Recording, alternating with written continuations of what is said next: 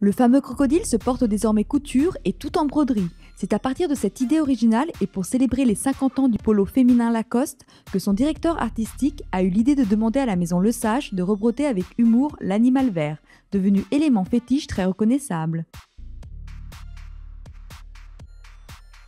Je pense que la mode et le sport n'étaient jamais aussi en parallèle et en dialogue quelque part. Et donc ça pousse le bouchon un peu plus loin. Donc c'est à la fois très ludique, assez pop, mais c'est aussi une autre manière de parler de polo et d'une femme en polo. C'est super intéressant parce que finalement ça montre que le langage de la broderie est peut-être accessible pour tout le monde, autant pour la haute couture que pour le monde du sport ou le streetwear. Et que quelque part au fond on sort de ce qui est attendu. Parce que faire de la jolie broderie, on sait quelque part en faire, c'est le cœur de notre métier. Mais faire une broderie adaptée à un autre domaine, ben ça c'est excitant.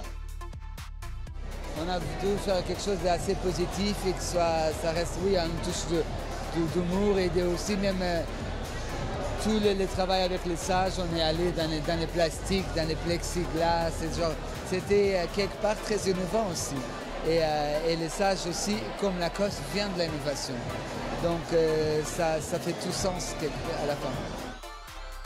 Pour célébrer cette alliance, une exposition au Palais de Tokyo à Paris, 8 Parisiennes de renom portant ses créations et un partenariat avec le magazine Artis The Reality Show, éditant pour l'occasion un portfolio et un mini-film sur cette histoire de 8 femmes et leur polo.